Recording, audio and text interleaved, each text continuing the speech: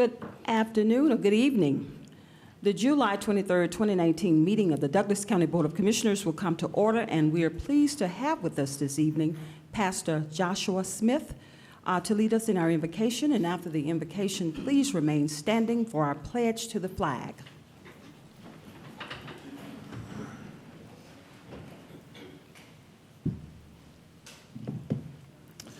Let's pray. Father, we thank you for your goodness. We thank you that you never put us on hold. You never are too busy to hear from your children. And Lord, we thank you for that because it was provided by your Son shedding his blood for us that allows us to call you Abba, Father. And Lord, we thank you for your goodness. We thank you for heaven. We thank you for the Word of God. We thank you for the Holy Spirit of God. Lord, we thank you for this great nation. Lord, we thank you for our commissioners here. Lord, I pray that you would bless them, bless their families, give them grace, put a hedge of protection about them.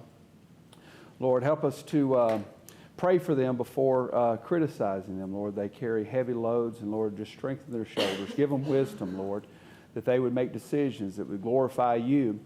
Let them not have the fear of men or make decisions based on party affiliations or self-preservations, but we would do everything for the glory of God. Lord, if someone here does not know you as their Lord and Savior, I pray that they would seek you, Lord, and find the grace and the mercy that you've extended to everyone who's called out on the name of Jesus. We thank you and we love you. In Jesus' name, amen. Amen. I pledge allegiance to the flag of the United States of America and to the republic for which it stands, one nation, under God, indivisible, with liberty and justice for all.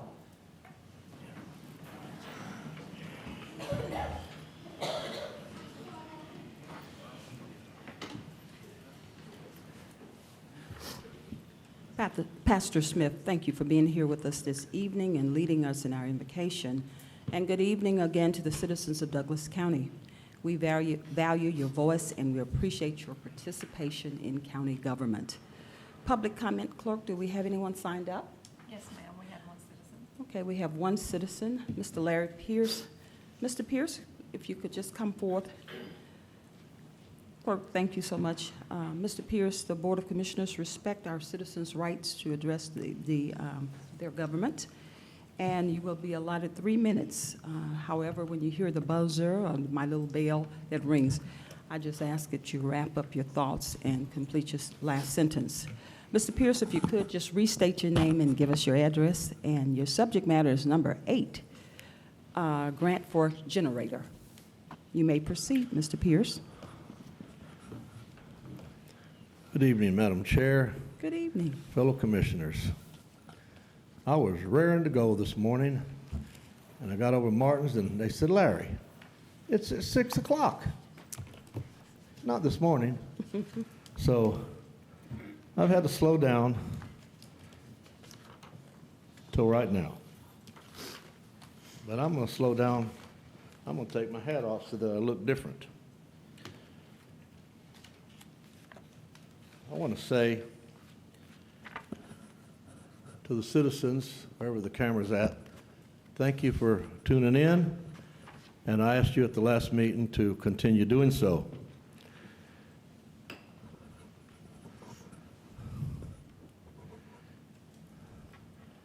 Madam Chair, some years ago, Martin Luther King said, "The truth will set you free."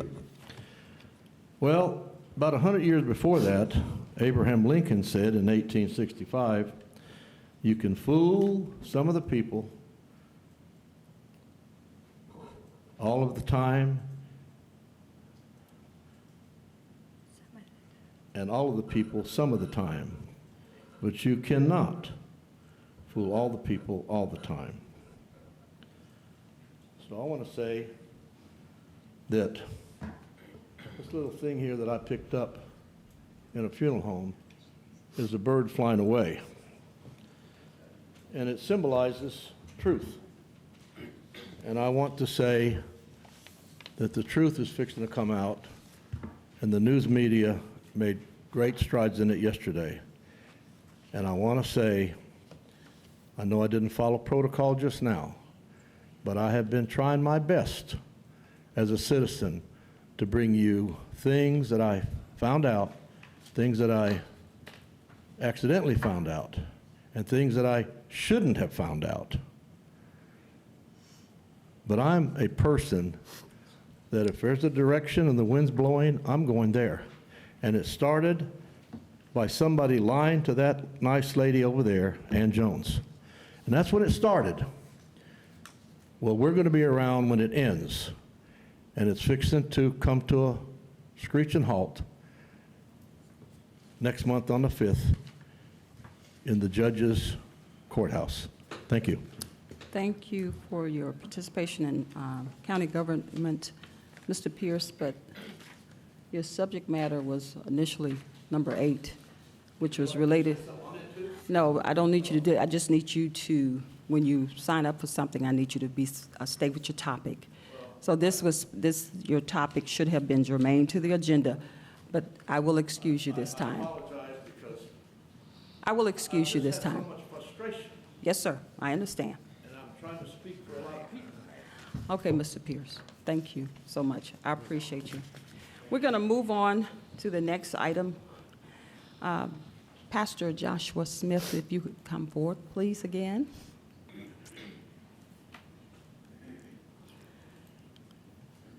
Pastor, I believe you have something to state and represent one of our employees here, honoring a Douglas County Yes, ma'am. employee. If you could Yes, ma'am. please Thank you very proceed, much. sir.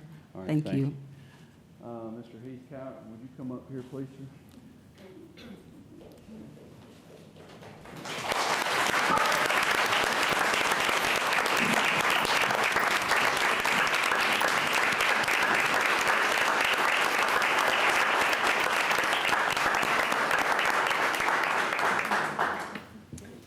I want to thank the Commission Board for allowing me to be a part.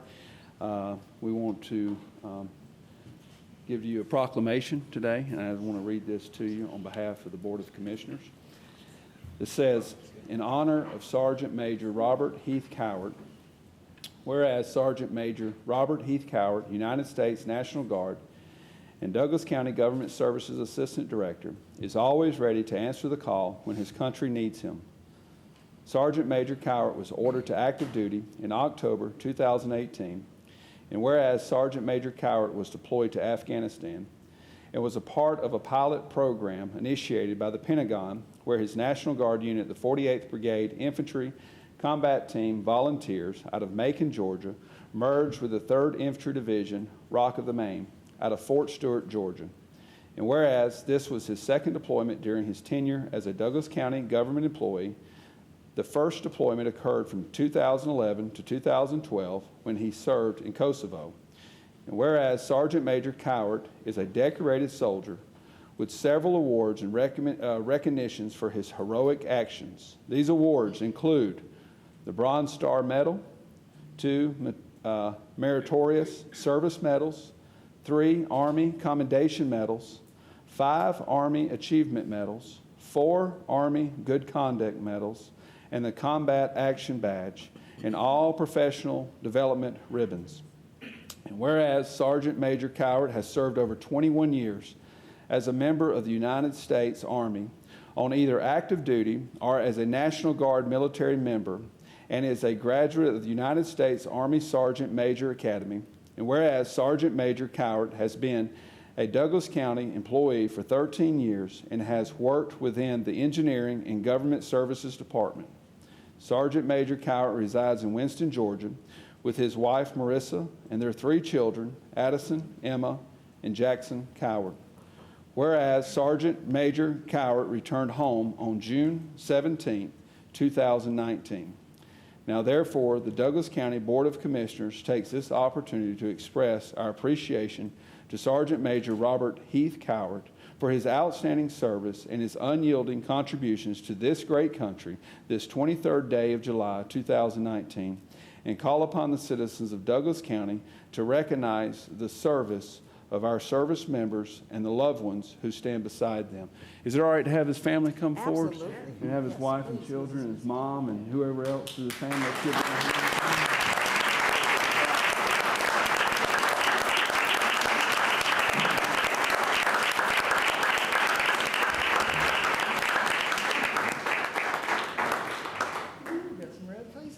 Thanks. Just want to thank you and tell you we love you. The Bible says that greater love hath no man than this, and a man laid down his life for his friends. So, Heath, I love you. I thank God that you're my friend. I thank God that I have someone to point my children to when our world is in desperate need of true heroes, and that we have some. And I just love you and thank you for your service. Thank you, sir. Thanks, Josh. Yes, sir. You want to say anything? Yeah, so me and Josh went to high school together, so he is a dear old friend of mine, and this means the world that you actually read this and presented it to me, so thank you, and I love you as well. Madam Chair and Commissioners, County Administrator Mark, I can't tell you how much it means to me as a National Guard member, and I get to see that all the soldiers as we're getting ready to transition them back into the civilian world, how a lot of them are stressed out more so than when we're going into harm's way, because they don't know where their job's going to be at, and they don't know if their employer is going to stand by them and do the right thing. And I never had to worry about that. And I've been deployed 5 times, and twice with the county as my employer, and I couldn't ask for a better employer to support me and my family throughout the whole way. So thank you very much, all of y'all. I really appreciate it, and it's an honor to serve for Douglas County as well as the Army National Guard. So thank you. Amen. Amen.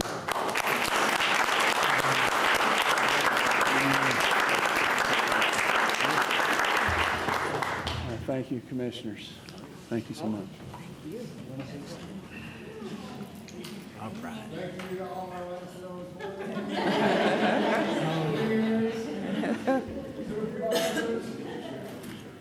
got to vote on it. You get his picture.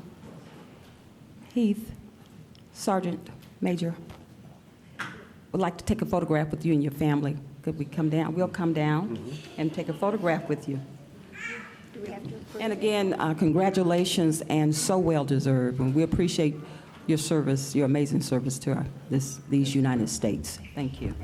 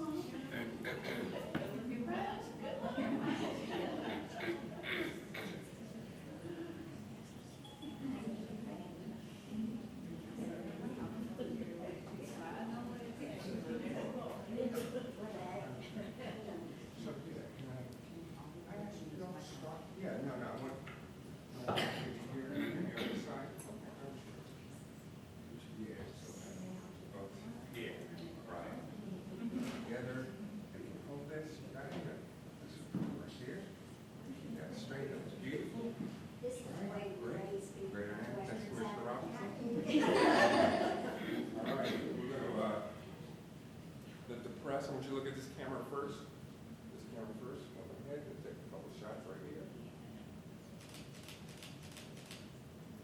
Good. Good.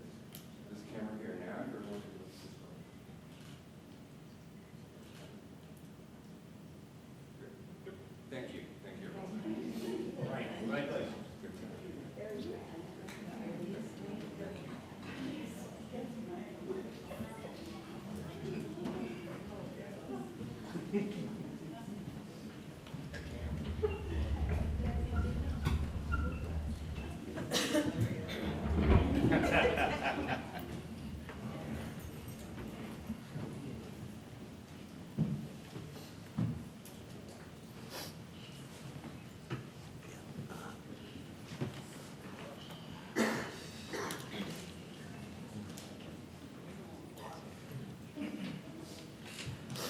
Again, so well deserved. We're going to move on to our next presentation. Our next presentation is a 2018 audit presentation by Malden and Jenkins, and I will ask our Director of Finance to come up and just open up and then allow the Malden and Jenkins representative to take it from there. Keep knocking that one thing off. Sometimes somebody put some glue on there. Ready for me? I'm just going to give just a few minutes to allow Pete Howard and his family to exit the building. We need to recognize Micah. Okay, yeah, I'm so sorry. I didn't see him back there, I see him now. While we are waiting on our financial presentation, I would like to recognize our House of Representative, Micah Gravely, if you could. We just want you to just wave your hand. Okay, okay, I'll call you up in a second, just to let you say a few words, okay? Allow you to say a few words. All right. You ready to get started? Yes. Just wait just one more minute. We have some more people exiting the building. Little bitty ant there. How cute. That's the Smith family. Yes.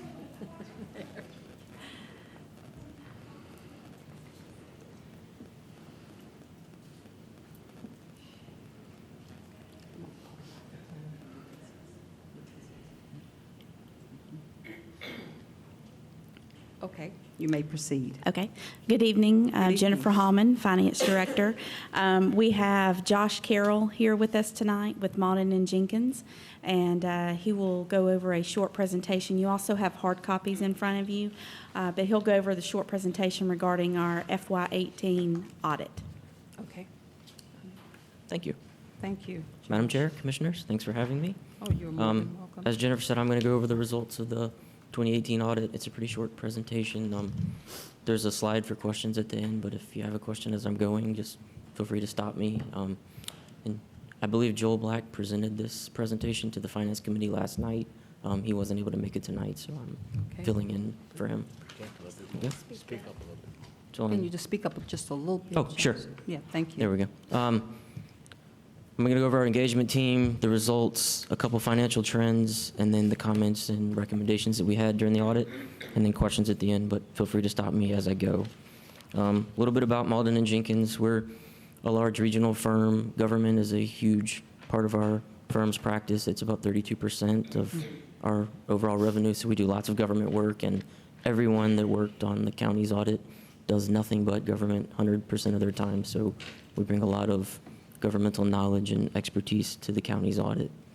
And there's the engagement team was Joel Black. He has over 25 years, and the other partners involved have over 50 years total, so a lot of experience with the audit.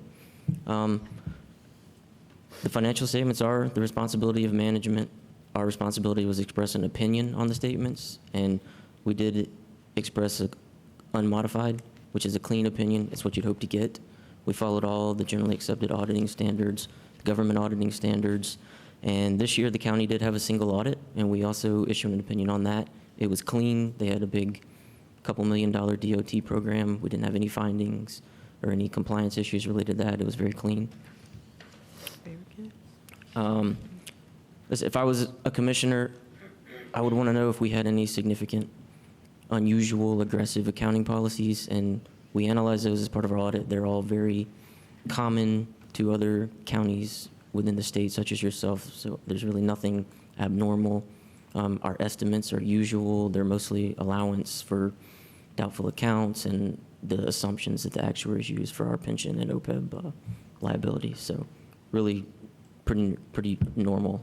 We receive full cooperation from management, Jennifer and her team, and all departments give us all the information we ask for. Nothing seems to be hidden or difficult to obtain, and we did not have any audit adjustments. Jennifer and her team provided us adjustments after we started, but they were all just part of them continuing to close out the books.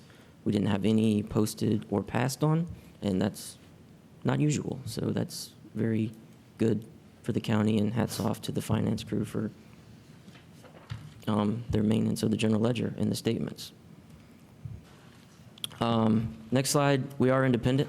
We don't do anything else except the audit. We don't have any consulting fees that we're paid that might influence our opinion as your external auditors. Couple financial trends. So the next two slides kind of go over your major revenues, which are property tax and lost. And the property taxes are pretty flat for the last few years, and that's mostly due to the commissioners lowering the millage rate, and our only growth in the tax is really just new construction, so we're not passing on the economic growth to our long-term taxpayers. So it's mostly just new construction, and that's why our revenue is pretty flat. And the loss continues to go up very incrementally as the economy has continued to improve over the last 4 or 5 years. So our revenues are pretty strong. And this slide here kind of represents as the taxes are going up, the millage rate is coming down, and we're not passing that on to our taxpayers. It's just new construction.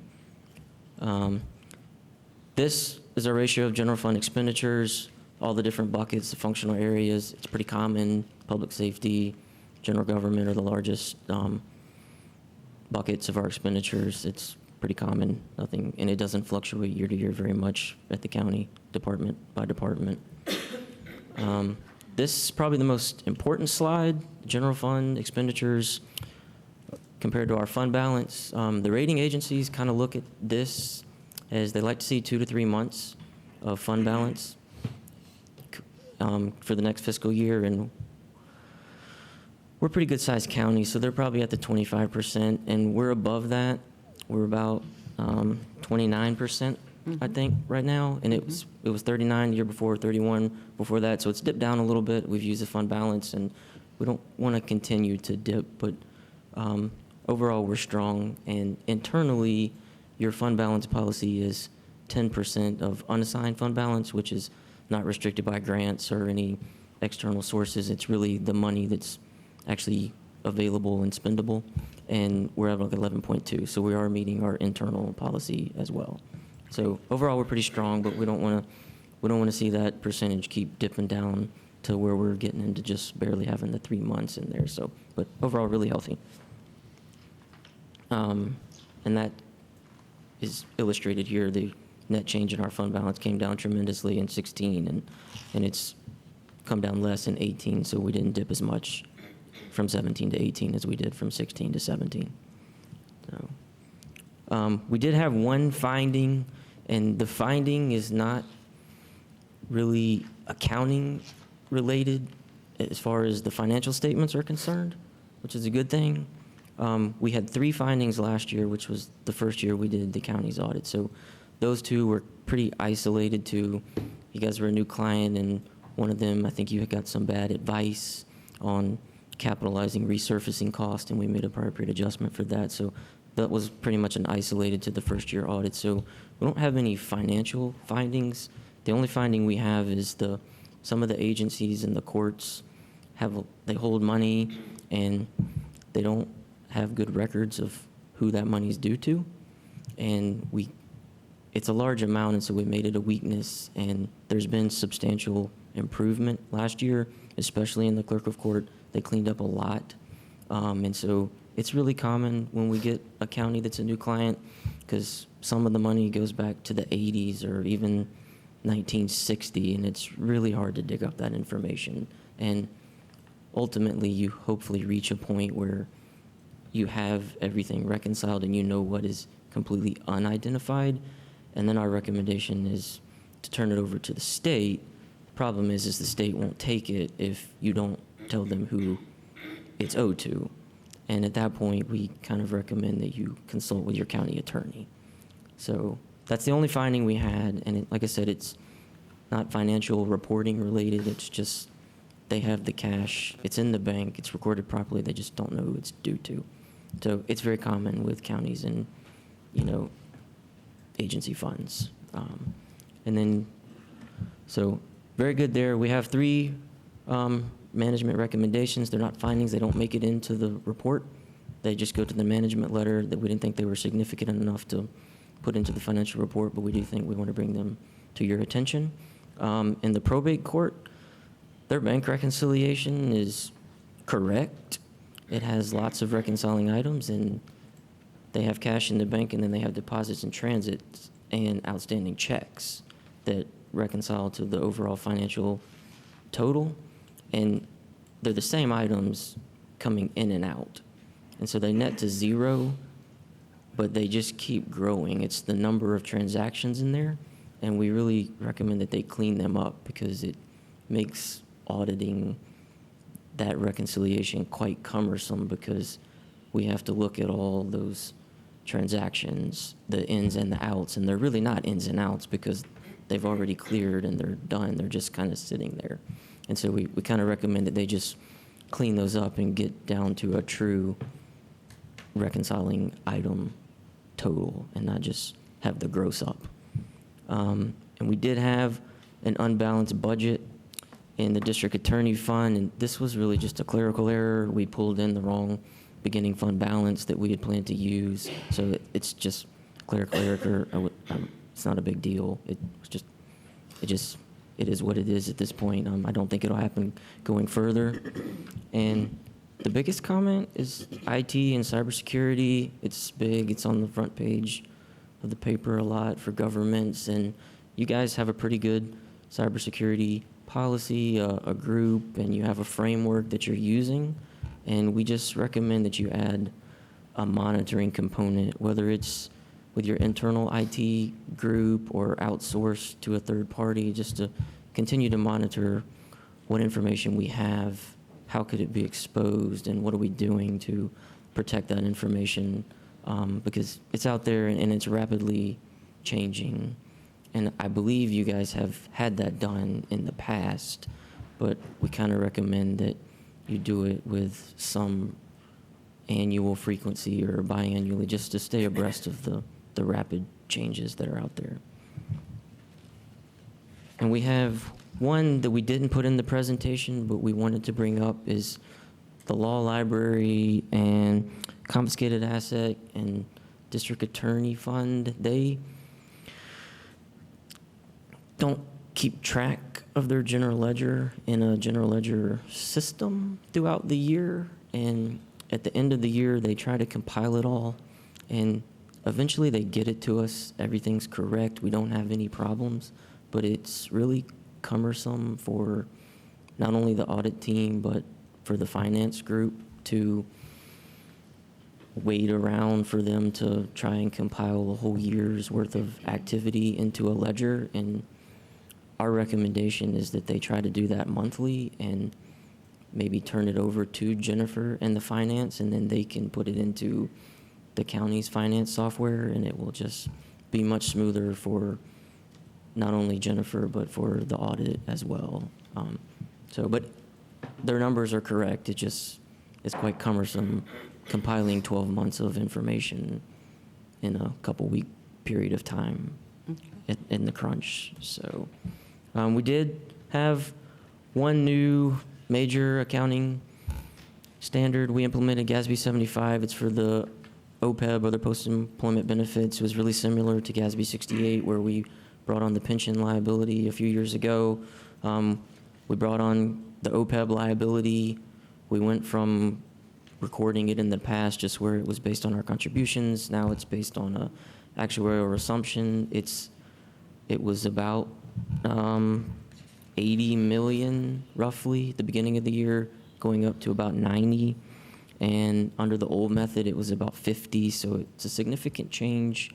The 90 million is fairly large for a medium-sized county for what we see. So, I mean, it's really just, we're just paying the claims as they come. We're not really funding it beyond that to pay down the liability, so it's what the county wants to do with it. But it is a pretty large number, and it may jump out as you look at the statements compared to the past, because it's, I think, about a $40 million jump from 17 to 18. So just keep that in mind. And GASB's always busy. There's new standards coming out. The biggest one coming up is leases. Most of our leases that are operating are probably going to meet the criteria to be capital, so we'll throw the asset up on the books and also record the debt.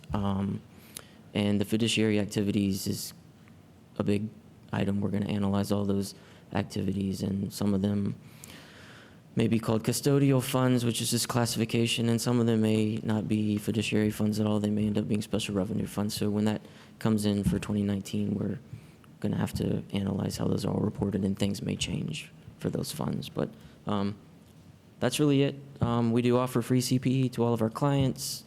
It's available to Jennifer and her team, and anybody in the room, just shoot me an email and I'll get you signed up if you want to learn about government accounting. And that's it. And Thank unless you have so any much, questions. Josh. Any questions from the Board of Commissioners? Vice Chairman Robinson. All right, I'll be brief as I can be. Thank you for that presentation. Yes, one of your colleagues did give a presentation yesterday to the Finance Committee in which it was received. Three things. First, revenues. And this is more of a position statement by me alone. Revenues, you mentioned, I don't know which slide it was, are beginning to match expenses. They're coming down over time. Was that accurate, the way I heard that? All right. So to the public, revenues are pretty much coming in line with expenses, which is, as he said, was a good thing, right?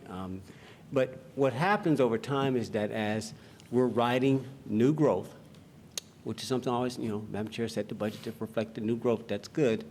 But what happens, and it was interesting how he said it, and it was a perfect poignant moment.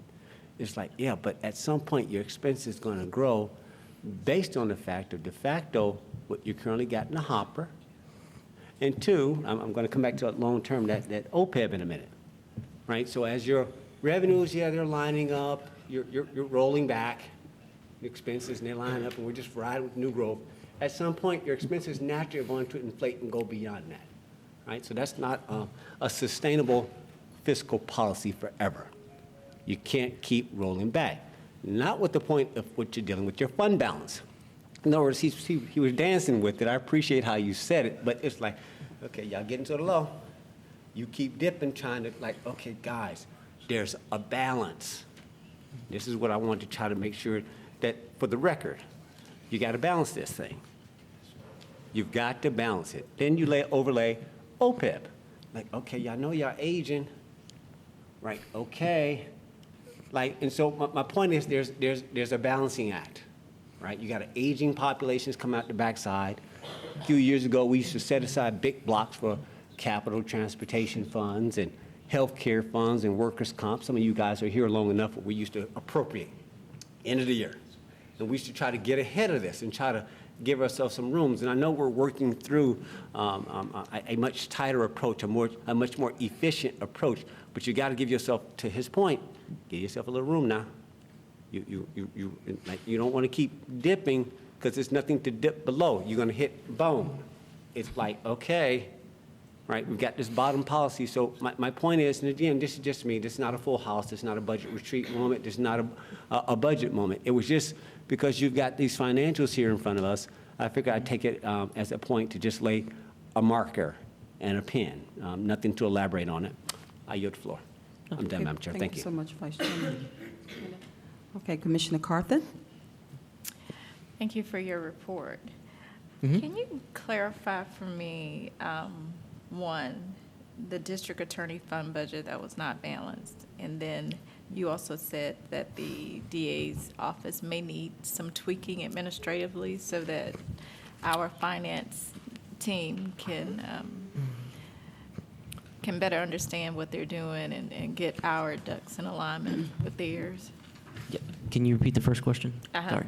It was regarding the management recommendations for improvement. Number 2, the balanced operating budgets for the district attorney's fund. Okay, yeah. So the state of Georgia requires budgets to be balanced, and oftentimes when we budget to use the fund balance that we have available.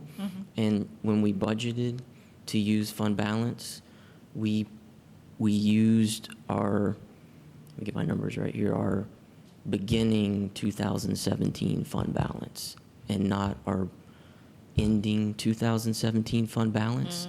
And so we just pulled the wrong number in the budget process, and because of that, our budget ended up being unbalanced. Okay. So it was really just a clerical error in, we pulled the wrong fund balance Oh, number. so that error was on you guys? No. No, it was on, Yeah, it was Their- an their internal. internal. Yeah, budgeting process, yeah. right, right. Yeah, so that was, it was just a clerical error, and it's a, state law, and so we look at it, and Okay. it wasn't material enough Uh-huh. for us to say, I mean, we do issue compliance findings with state law, and Okay. and so technically you didn't comply, but it was such a small Amount. dollar amount. I think it was 50 or 60,000. Uh-huh. And so we didn't feel the need to To put it escalate into the to put it into report. the and- report. Yeah, but we just bring it to your attention as Okay. FYI, don't let this happen again, Okay, Because it could have been larger. right. If the numbers. That's my point. Yeah. Right, okay. But it's a relatively small fund though, so, Okay. yeah. But nevertheless, it was a finding, and the DA needs to pay attention to that. It wasn't a administratively. finding, it was just a recommendation for Recommendation improvement. for So, improvement. Yeah, Okay. large difference there between those two, Okay, yeah. yeah, improvement, got you. Mhm. Okay, and the one that didn't make it into the report, but you felt the need to bring out, Yes, so there's a few funds. One was the law library and I believe one of the district attorney accounts and in some of the other sheriff programs. All the information is correct. They don't put it into a formal accounting software Okay. every month. Okay. And so when we come out at the end of the year, they say, oh, boy, the auditors are here and we got to get all this together. And they get it all together and it's right. It's just a cumbersome process for them, us, and the finance crew. And so our recommendation is that maybe they try to start doing that monthly and turning over, the bank recs and things to finance, and finance can just put it Take it into from their there. own fund in your system. And it will make it easier on everybody, actually, the DA, the finance, and the auditors. okay, And Jennifer may actually have more knowledge about this than I do because I actually didn't work on the audit this year. okay. So she may be able to provide a little bit more detail on that Jennifer. than I would be able to. Okay. We just want to make sure that procedurally, it's being done. Yes. We're actually meeting with James Bentz, who's also with Malden and Jenkins, we being Sabrina and I, on August the 13th. They're going to sit down with us. We're going to look at their work papers so that we can go and speak with each of the offices that need to provide us that information and say, okay, this is what you provided the auditors.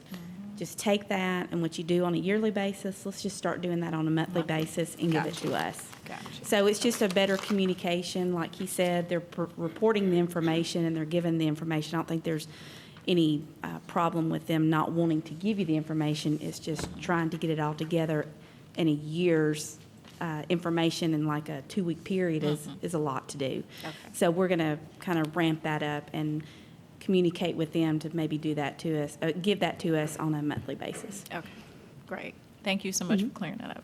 Thank you. I yield, Madam Chair. Okay, Commissioner Guider, thank you. Yes, ma'am. And just a point of fact, we did have a transition with the DA's office, in the DA's office. We had a new DA that did not start the fiscal year. So, and that can be remedied with a simple spreadsheet, really. And you're talking about the forfeiture fund in the DA's office, like what they do in the sheriff's office. And they report to us, it's usually in our financial report each month, as far as the sheriff's figures are. But I don't guess we get that from the DA? Or is he aware that he's supposed to have that? Yes, the information that's in the Finance Committee is only when the Sheriff's Office or the DA's office provides the county a check to accept, and that goes on the agenda and everything. So the complete financial statement is not in the Finance Committee report. That's something that we're going to be working on to be able to get that information on a monthly Oh, basis. so they don't, they may write checks to other people. that we- Absolutely, we they don't do. See, I understand. Probably, they write more checks to other people more than they write checks to Oh, Douglas County. Okay, I did not know that. Yes. I'm glad you told me that. And that would go for the sheriff, the law library, and the, Now, some of the district Who is over attorney, the law library? the Superior Court judges. Okay. Mm-hmm. And all of them are just one of them? I'm not sure who's all on the board of Okay. trustees at the law library, but I know at least one, if not two, if not all, of the 3 Superior Court But judges. all of this can be remedied with a simple spreadsheet, from what I can see. Yeah, we'll work with them, and, because it's really like balancing a checkbook. It's not going to be very involved accounting debits and credits, because I know sometimes if you're not used to that, it scares people, and they're like, I don't do accounting, I don't want to do Right. this. But I'm it's a just lawyer. Yeah, exactly, yeah. So it's just basic, money in, money out. When you get money in, you record it. When you pay money out, you record Yes. it, and we're just going to try to do that or have them do that on a monthly basis. Okay. And I know that the fund, you mentioned the clerk of the court's office, there's been some funds that's carried on from year to year for years, decades, in fact, because you may have, say, a right-of-way that goes to the estate of, and you never know who all the estate of is. They may not have any heirs. It just says to the heirs, both known and unknown. So you may not can trace that back, but you mentioned, do we have to give it to the state of Georgia? How come we can't keep it, and if anybody comes forward, that we can make it good on their part? We Can can't, not- we can't give it to the state because it's unidentified, meaning that the state will not take it if we do not have, or it's not sent to the state saying this amount of money belongs to this I person. understand. We used to have to do this in the tax office Mm-hmm. too. But the thing about it is, it seems like we could put it in the general fund and then have a record of it. And if anybody from way back in the 60s or whenever, they come forward and they make claim to that we can take it out of our general fund. And it just seems like, I hate to have money just sitting around and not being used. Because you're talking about a substantial amount, are you not? I think the clerk's balance now is about 400 and something thousand. Okay. So yeah, and I believe we spoke about this in the Finance Committee, and I think Madam Chair is going to look into that and speak with the clerk as well. Okay. All right, and I just wanted to touch on the unfunded or unallocated fund balance. Say again where we are on that. So your internal policy is 10%? 10% of our expenditures, Correct. right? And so our unassigned fund balance, which is fund balance that's not restricted by grants and outside, Right. like SPLOST is restricted, things like that, and so we're at 11.2. So we're above our benchmark for that. Okay, and what is our benchmark It's 10%. of, I So don't you know. 10% of your annual expenses in the general fund. 89 million? It'd be 10% of that, is it? Am I correct? Yes, ma'am. So we're okay? Yes, you're yes, saying you're we're okay, meeting- but we're getting kind of low, and we need to watch the spending or whatever. Yeah, well, we don't really look at the unassigned as much on our end, but it's an internal policy that you created, and you want to, obviously maintain that. We look at it as a whole, and that's what the rating agencies look at, and they harp on the 2 to 3 months, which is 16 to 25%, and we've come down from 39 to 29 in 3 years, so Yeah. it's come down a good bit, and the decrease this year was much less than last year, so the county is healthy. I don't I want to understand. project the wrong. But we need Message to, it's here, something but- we need to watch. It is something that needs to be managed and just, yes, maintain that, we don't want to get down to where we've got 22%, because it starts jumping off the page, looking at financial ratios. Well, I know ACCG recommends 3 months expenditures. And we adopted this in 2011, I think it was, to go with the GASB recommendation of the 10%, I think. Yeah. Okay, so you're saying all is well with the, Yeah, the county's very healthy. very healthy? Yes. Okay, very good. All right. With that, I yield back. Thank you. All right. If you could, Josh, or either just Jennifer, if you could just Reader's Digest version of the OPED, explain that, because there certainly was a spike, and I want to make Yeah. sure the citizens understand the spike and what's causing it, and if you could just explain it just from Okay, layman's yeah. term, in layman's term. Yeah, so in layman's term, an actuary comes up with the projected amount that we're going to have to pay to everybody that reaches retirement for the rest of their life, and that number is X amount of dollars, and we currently have contributed X amount of dollars to that amount, and the difference is about, it was 90 million, and so they're projecting that we're going to have to pay out 90 million more than we currently have.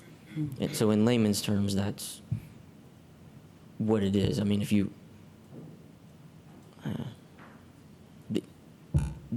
that's where I'll leave it. And part of the big jump from the past is, we went to an actuarial valuation, and they use an entry age normal, which I'm getting technical there, but the methods for coming up with that number under entry age normal versus what we used to do did change. So this number was expected to drive up. It's driven up everywhere. I don't have one single client that's OPEB went down because of the change. And some of them have gone up radically. Some of them have gone up so much that they have a deficit on their government-wide statements. Okay. Even factoring in all the infrastructure that you have, it's so large it takes you to an overall deficit. So they're large Yes. across the board, and broadly, they're not getting paid down. So you're not in an abnormal situation. Okay. And it's never been looked upon in the past. It was always buried in the notes in the back, and so that's why GASB, came up with this wonderful new standard that we had to implement, and so it throws it up on the face, but everyone has it, and you're not alone. Right, it's certainly with our baby boomers, which is one of the largest populations in U.S. history. Oh, definitely. Going to put some pressure on it. And it's obvious, and it's Yeah. very clear that population is, and I'm in the number, so they're retiring. They're in that mode of retiring, so. And healthcare is going up. And you know, healthcare. so, yeah. so. Okay, thank you, very good presentation. Yeah. Any other questions from the board? Thank you Thanks so for much, having me. Josh. Yeah. Appreciate you, that was excellent. Okay, Board of Commissioners, we have the approval of our minutes next. Board of Commissioners, you have the commission meeting minutes of July 9th, 2019, work session minutes of July 8th, 2019, executive session minutes of July 8th, 2019. Are there any corrections, additions, or deletions that need to be made? No, No, ma'am. ma'am. Okay, being none, the minutes stand approved as presented. Before I go into the new business, I would like to recognize our Representative Micah Bradley. I know you had to step out. Would you like to just come up and just say a few words to us today? We appreciate you coming out to our meeting. And I apologize for not seeing you earlier. I wear reading glasses, and I should be able to catch you, but I apologize for that. Thank you for coming up. Well, thank you, Madam Chair, members of the commission. Thank you so much, members of staff. I am here simply to support a constituent tonight, Sergeant Major Heath Kaiser. Thank So I just wanted to come and support him and his family, let him know how much we appreciate his service, and also commend and thank you, Douglas County, for standing behind him so that he doesn't have to worry about coming home and finding employment.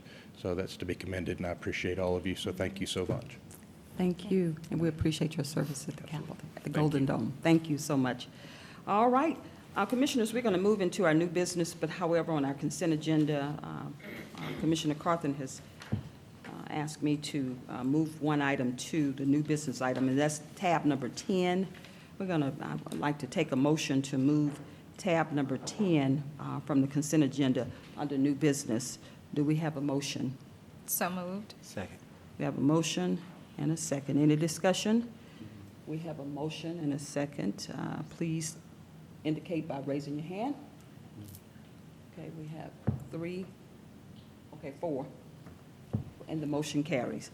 All right, thank you so much. We've just added, and I will certainly make number 10, it'll just move to number 6 on our new business item. All right, tab number 4, authorization to approve a resolution of warranty claims regarding the jail with regard to jail doors and HVAC, and authorize the chairman to sign all related documents subject to final legal review. Board of Commissioners, do we have an authorization to approve this resolution? So moved. Second.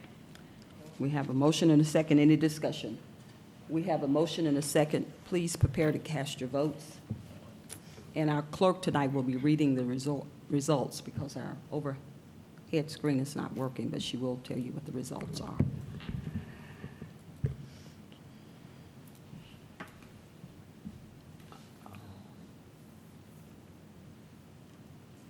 I need some technical help. Mine is.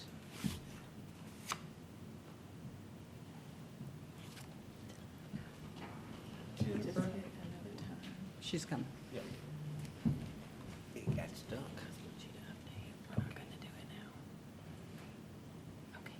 Brushing stuff. All right.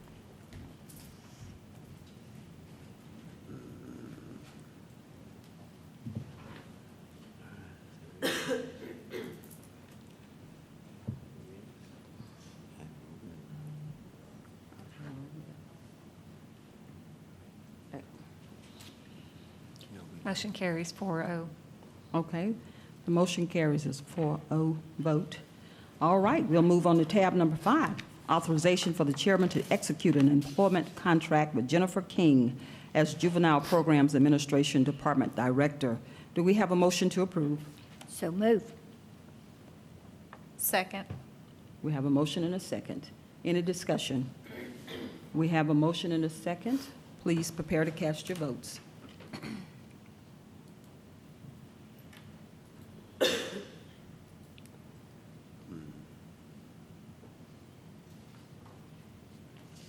Motion carries 4-0. Okay, the motion carries as a 4-0 vote. Thank you, clerk. Next, I'm just going to I'll just say tab number 10, but it's moved now as a new business item. Tab number 10 is authorization to award the carpet replacement of the Woody Fight Center to Georgia Floors and More Decon LLC for a total cost of $19,988.14 and amend the budget. Do we have a motion to approve? So moved. Second. We have a motion and we have a second. Any discussion? Yes. Vice Chairman Robinson. Absolutely. Two points. One, without belaboring this, I appreciate, again, and I mentioned this during our work session, that the county is being cleaned up right now, whether it's the historical not taking care of roads, whether it's historical not taking care of buildings. While I appreciate the political argument of expenditures, but when you take $120 million out the back door and you don't maintain anything, and when all of a sudden now the current administration decides to do something, it's expenses that I'll never accept, never. But at the same point, in doing so, in trying to advance the county and make good expenditures, I think it warrants, and especially when it comes to seniors. To that point, I mean, I appreciate we do things for different constituents, different stakeholders. Seniors deserve the right to have a good building. And so to the certain extent that senior center carpet has not been changed, as long as Lee Road had never been paved, is atrocious. It's like that was negligent. But we got a pretty jail that we just now approved that we're gonna fix, right? Look at the spend. Oh boy, right? So I look forward to continued debates about the spend, right? And it's a non-winnable by the time I'm finished. But that being said, I have one challenge, one issue with this topic. And I want to clarify that the current awardee, I have questions about them getting this business. If I'm not mistaken, the current contract awardee was, I guess, highlighted during the audit, during the transition of this current administration. I have a problem with also, it was cited in our, I want to say, last year's audit, that we did do it wrong in Finance Department. We don't have to belabor this, but they were supposed to have been, 1099 versus trying to pass through money for doing the coroner, all that silence, right? Nobody saying anything. For that, I have issues with, okay, this contractor. And for that, while I support 100 the awarding of a contract to, for the senior centers, it cannot be this contract at this time. I'm unsettled. I yield. Okay. Any other? Commissioner Carthen? So after looking at all of the contracts or the bids that came forth, they are not apples to apples and oranges to oranges. That's number one. The attachment that we had yesterday during our business meeting didn't show clearly what each one of the bids came in at or the totals. So after doing due diligence today with the help of staff, I could not in good conscience say that I supported it. So for that, I could not vote for it. However, it is not a vote against my seniors. Everybody knows I love my seniors, and so I want them to have the best. So, but I just wanted to bring that out. When we do things, it needs to be apples to apples, oranges to oranges. Each business that gives us a quote deserves to, for one, have the same type of respect that we would want if we were a business. So, who's putting forth their services. And so for that reason, I wanted to take it off the consent agenda and move to new business. With that, I yield. Okay. Any other question? Commissioner Guider? I would just like to say that this is nothing but a political move. And it is, I would say, I know the person that owns this company, and he's of high character, which is not necessarily what you're going by. I just think this is nothing but political because of the situation with the coroner who is in the headlines today. And with that, I yield back.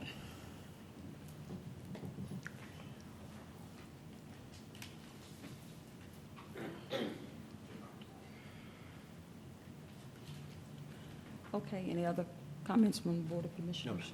No. Okay.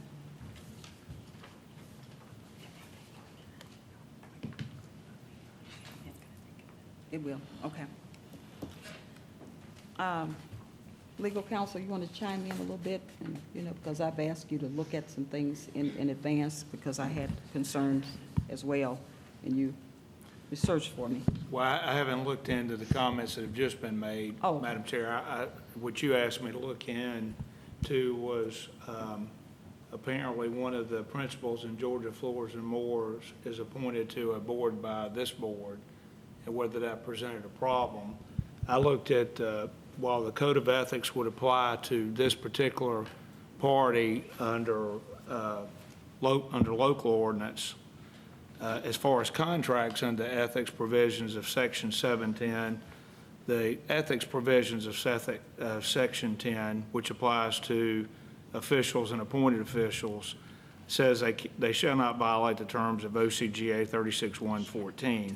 When you look at OCGA 36-114, no county governing authority, which would be this body, or any member of this body, or any other county officer who by law who's authorized by law to use public or county funds for the purchase of goods can be awarded a contract to purchase from themselves. I don't see that as being this situation per se, so that's all we looked at. We did not get into the merits of the process, the apples to apples, or anything else about the prior order. You just asked me to look at the ethics rules, and I did. Okay. All right. Having a little technical difficulty. There's one more thing I think you asked, Madam Chair. Well, I'm sorry, it just dawned on me. Apparently, one of the principals in this company is filed a declaration of intent to run for an office. Whether that affected the awarded bid, I don't see that as affecting it, because both the installation of the carpet as proposed and the warranty of 12 months would not run, would run before the term of office would ever begin, even if this person ever won the office. So I looked at that too at your request. Okay. Ma'am. Thank you so much, legal counsel. Commissioner Carthen? Being unaware of who the principal owner is, I'm not sure why this would be looked at as political, but since I am the purchasing committee chairperson, I've been assigned to make sure that all purchases that come through are clean and fair. Yes. And if you look at all three proposals that we got, again, it didn't come through my committee, so my first time getting a chance to look at it was on yesterday. And I couldn't get a fair shake as to what each bid came in under. After watching it today and looking at it today, there are some discrepancies. So just in all fairness, because I want businesses to know that Douglas County is open for business, we do encourage small business participation. We want our business entities who are local to feel as though we are being fair, and we want those businesses who are looking to do business with Douglas County to know that we are fair. So, you know, in light of political or non-political, I think fairness is fairness, especially when it comes to numbers. So with that, Madam Chair, though, I yield. Okay, thank you. All right, well, Madam Chair, yes. I do Commissioner not- Guider. I do not think it's fair to attack someone that you don't know just because he used to work for the county and he's challenging the current coroner. This is petty. This makes this board look petty. And you're talking about $20,000, and I'm sure it's not going to make or break him. I haven't seen the bids or anything, but this doesn't even have to be a bid item. I have the bids if you want to look at them. Well, I have not seen them, but this is just intentionally put out here and then taken off. It was very intentional, and we all know it. Everybody in this county knows it, and it's making us look very petty, just because you're letting politics get involved in this. Y'all did a resolution the other day for somebody who has a contempt order against them, and yet that was okay. And then you talk about the person that you don't even know, who is I guess the owner of this company. Shame on y'all, just shame on you. But I yield back. Okay, Commissioner Guider, I won't allow you to say shame on me because I have not expressed an opinion. I just had something that I wanted to, as an elected official who has run for office before, to make sure that everything was clear and cut above. So I didn't have any one way or other in terms of an opinion. So I will not accept the shame on me. Okay. Shame on you for I'll take the accusing me shame of- falsely. I just wanted to make sure, as an We know elected where it official came who from. has run before. We all know where it came from. Okay, we have a motion and a second on the table. We can prepare to cast our vote, so we could table this item. So what do you all want to do, Board of Commissioners? As a point of order, Madam Chair, you've Yes. got a motion and a second. Can the county clerk, can y'all just clarify this, a motion and a second to approve? Where are we at? Just, Yes, we Madam have a Chair, ask for motion and a clarity. second to approve item number 10.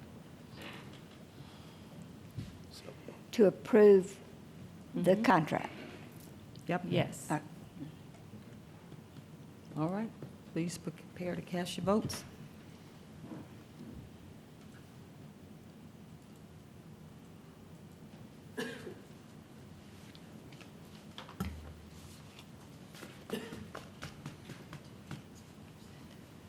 Motion fails. One abstain, two oppose, and one for. Okay? So, Madam Chair, the effect is the motion did not move forward because there wasn't 3 votes in the positive based on quorum. You can either allow another motion, or you can move on with the agenda at your pleasure. Okay. But this motion did not carry because it did not reach majority of quorum. Okay. Point of order, just for your sake. Madam Vice Chair? Chair.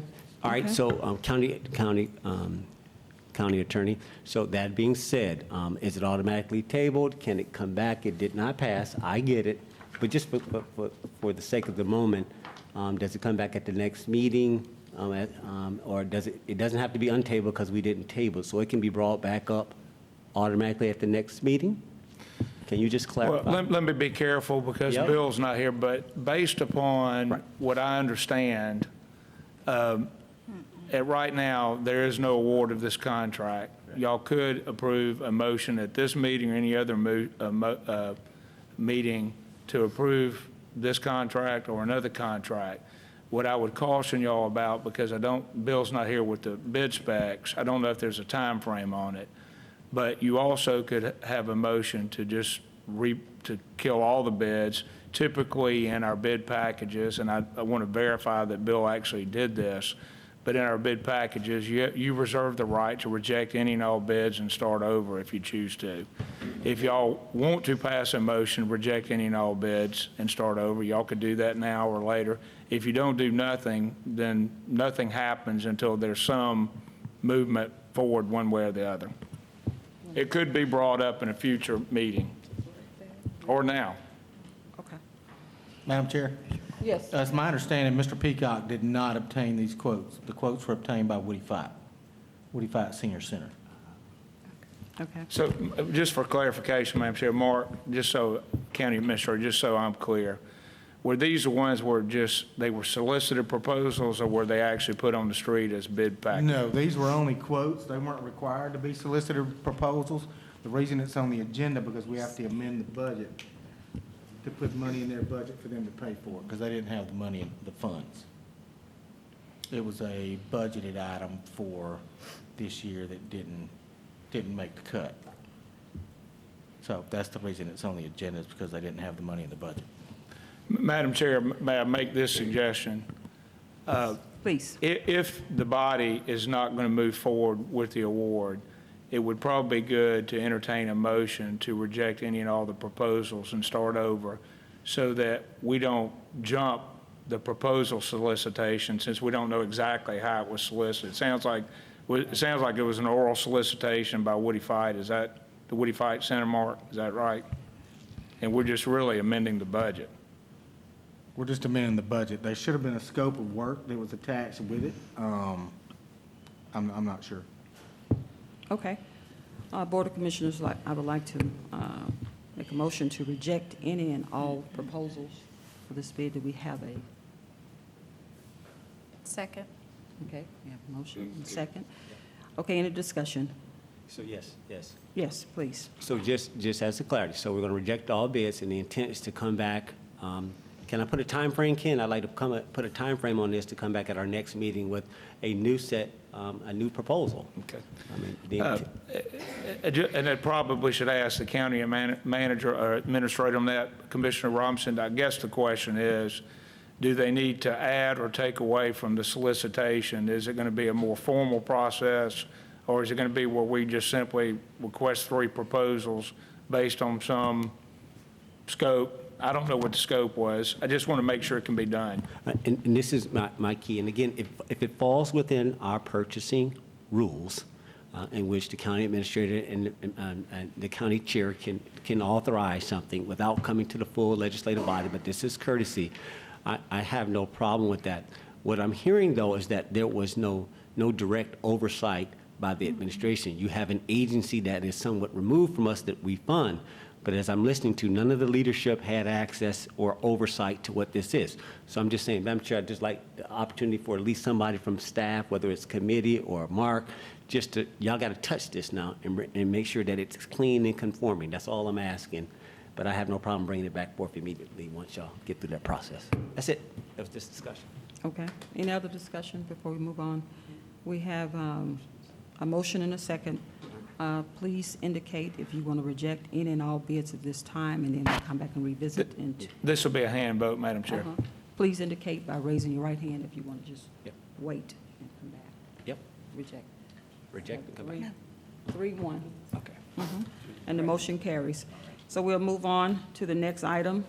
The next item is we'll move on to our consent agenda, which is all items are subject to final legal review.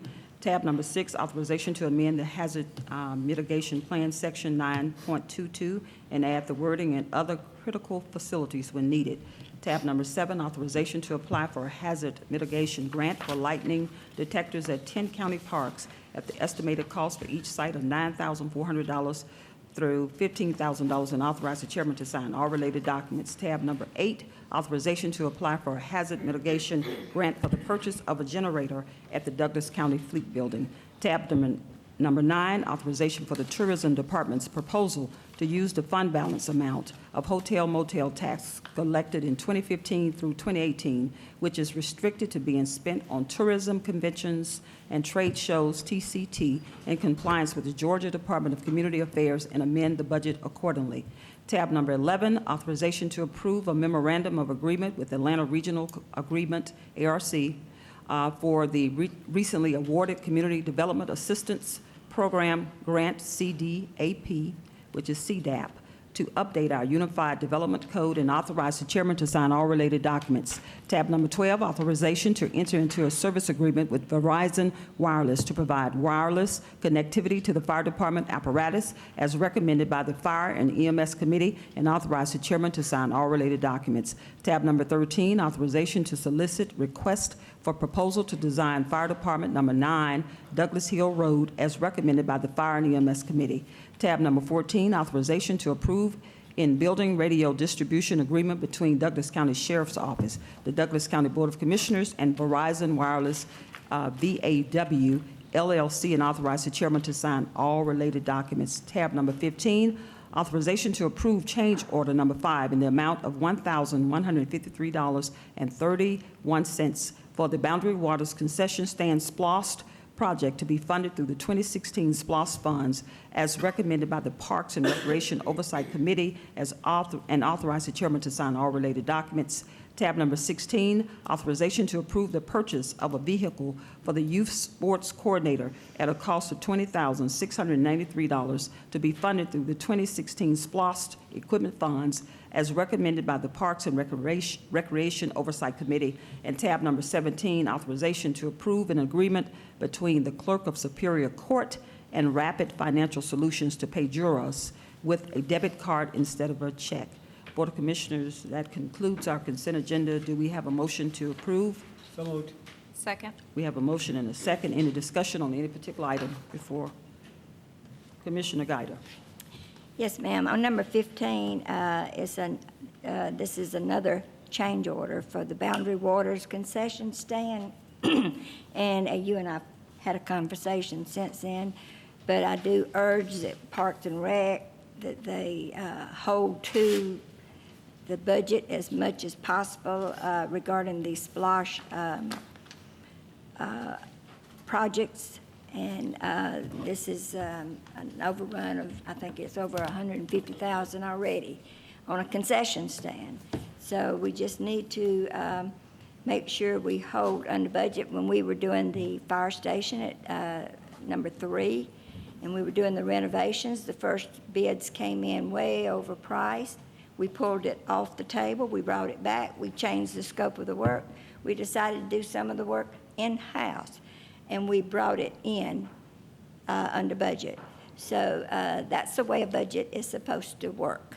And I would remind some of the commissioners that was criticizing the care of the senior center, that it falls under the same director as this does. So we just need to make sure we stay under budget. With that, I yield back. Thank you so much, Commissioner Guider. Any other? Okay. Yeah, yes. Sure. Vice Chairman Thank you, Madam Robinson, Chair. and then we're going to move on. Yeah, Okay. we're going to move on. I think it's important, since we're talking about the boundary waters, and we do appreciate quality of life, we do appreciate recreation, we do appreciate all of that. And this is not about a directorship. This is about appropriation. This is about prioritization. If you concentrate too much money in one area, like a jail, and you don't spread it out to accommodate other things that need to be done, right? So you could have spent $40,000. You had $5 million for an animal shelter to make 80 cats and dogs comfortable. At any time, the leadership could have appropriated $40,000 to maintain a senior center. So this is not about any of the directors. Let's keep this where it is. It's leadership. It's where leadership chooses to set priorities. So we're going to take staff out of this. This becomes leadership. And if the priority is like, okay, that's too much over here, we're going to shift it this way, we're going to shift it that way, that's what this is about. So this ain't about staff. Relieve yourselves. It's about leadership, past, current. And there's shifts. There's things that we're having to fix and make up. Right, concession stand, things that were promised back in 2002, almost 20 years being delivered, right? Because it had to wait. Because there was a priority that says, oh, we're running out of cash. We can't get to everything. Hint, hint. So one more time, we'll keep this conversation up here where it should be. Right? We'll get into this a little bit deeper on about what it means to appropriate appropriately, to shift fiscal policy, to make sure that the needs are being met. Just because they were one way, you can always change your mind. You're not bound in blood to not like, well, we can't do this no more. We got to shift. It's okay. It's all right. Right? And that's the key thing about that. Let's just make the right decisions based on what we've got. We don't have to overdo it.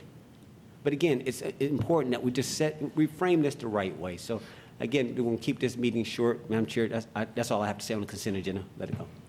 Thank you Okay. now. Commissioner Carthen. Yes, if we could have our awesome tourism director, Colleen Cash, and to come forward. This is regarding the authorization for the tourism department's proposal to use the fund balance. Item number 9.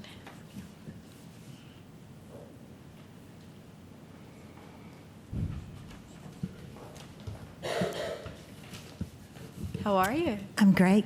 Good evening, everyone. Good Good evening. evening. Can you just give us a little update as to what the hotel motel tax is and why we are using it now? Okay, so there are laws of the state of Georgia that allow city and county entities to add on an additional tax to hotel rooms. And there are a bunch of different statutes, and we're under a particular one. Council can verify which one we're under because I can't remember it off the top of my head. But we are under one that is set at 8%. So when someone checks into a hotel, in addition to their regular taxes that they pay an 8% hotel motel tax. This is standard, pretty much. It's nationwide. A certain percentage of that tax goes to the general fund. A certain percentage has to be used for TCT, which is the promotion of tourism, conventions, and trade shows. And then another portion can be used for tourism product development. It doesn't have to. If it's not used for TPD, it goes back into the tourism, convention, and trade shows pot. So this is money that we collected over the last few years while we were still in transition of setting up our own tourism department. More hotels had been built fairly quickly, and we're just trying to clean up and make sure that we are spending the money. We haven't misappropriated it. We haven't done anything wrong. We just haven't spent it all. And so now is the time, after we've gone through this strategic marketing and planning that we did countywide, where we did the Live Outside the Lines, and now we've adopted Explore Outside the Lines, and it all goes hand in hand. So we have come up with a plan based on the tourism conventions and trade shows promotions, and this is how we would like to spend this money. Preferably, it needs to be spent according to the Department of Community Affairs by the end of this calendar year. We know it's a large amount, so if we don't actually spend it, but as long as we have it allocated and it's in the works, then we're still in compliance. Can you tell us how much is in that fund? Do you It know? is $469,700. Okay. And that will go towards promoting Douglas County, promoting the programs we have, the arts, the culture. Can you? Yes, basically the bottom line for the hotel use of the hotel motel tax is to put heads in beds. That's the catchphrase that we use. And by putting heads in beds, then we continue to perpetuate this money. The way that you put heads in beds is you don't just go out and say, hey, we've got great hotels, although we do. You promote the things that are going on in the county, such as our cultural arts events, our film trail, the Butterfly Trail, our parks that we have, Boundary Waters, Clinton Nature Preserve, Sweetwater Creek State Park, anything that we put out there that we feel that would attract people. We also work very closely with the hotels to find out who they already have staying in their hotels, and then we target those people to say, well, if you're staying here for one night because you're on a business trip or you're going to Six Flags, here are a bunch of other things you could do to extend your stay. That's awesome. Thank you so much for that. You're Thank you for welcome. educating us. Thank you. Madam Chair, I yield. Any other questions? Thank you for the bag. Thank you. Thank you. Great job. Board of Commissioners, we have a motion and a second. Please prepare to cast your votes for this consent agenda.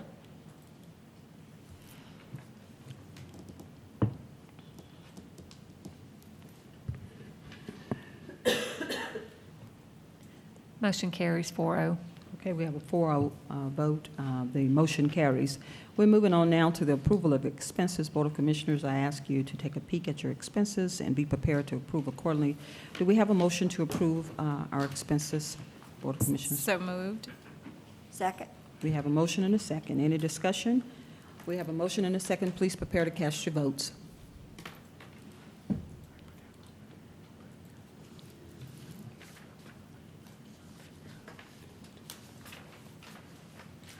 Last but not least, Board of Commissioners, we have our announcements, and we'll ask our Rick Martin to come forward to read our announcements, please. Come on down. Do you We don't have the announcement, vote yet, Chairman. Vice Chairman? I can't hear you. We haven't finished the Oh, we vote didn't finish yet. voting. Okay, just hold on one second. I don't know. I'm getting ahead of myself. We have a motion and a second. Please prepare to cast your votes What is this for? for your expenses. Okay. I thought we voted. I did too. Motion carries 4-0. Yep, motion carries 4. We had voted. I guess it just hadn't computed on Lisa's end. Okay, thank you. Next, we have announcements by our own Communications Director, Rick Martin. Please. Good evening, Madam Chair, Good evening. Board of Commissioners, staff. Number of announcements we have. First, everyone's invited, the public is invited to a coffee and conversation with District 1 Commissioner Henry Mitchell III. That's happening Saturday, August 3rd, from 10 a.m. to 12 noon. Conversation will take place at Victorious Kids Academy, 6544 Malone Road in Douglasville. Anyone who has further questions, invited to contact Commissioner Mitchell at 770-920-7266.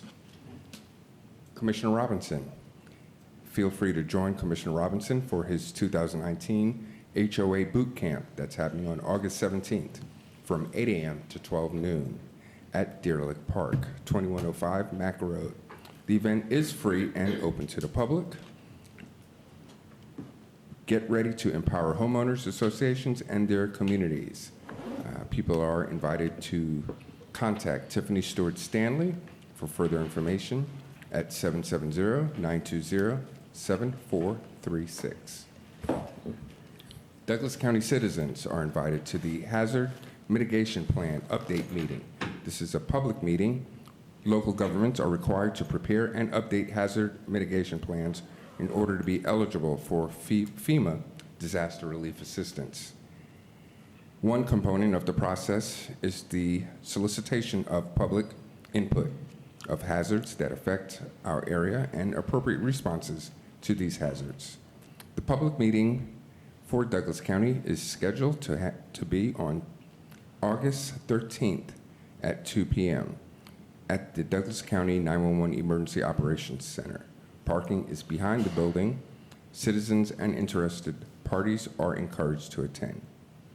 And last but not least, the Douglas County Department of External Affairs is now accepting applications from high school sophomores and juniors for the Douglas County Youth Commission. The program is dedicated to educating young citizens about the importance of being actively conscious of their local government environment and the opportunities available for the public sector. Anyone seeking further information is invited to contact,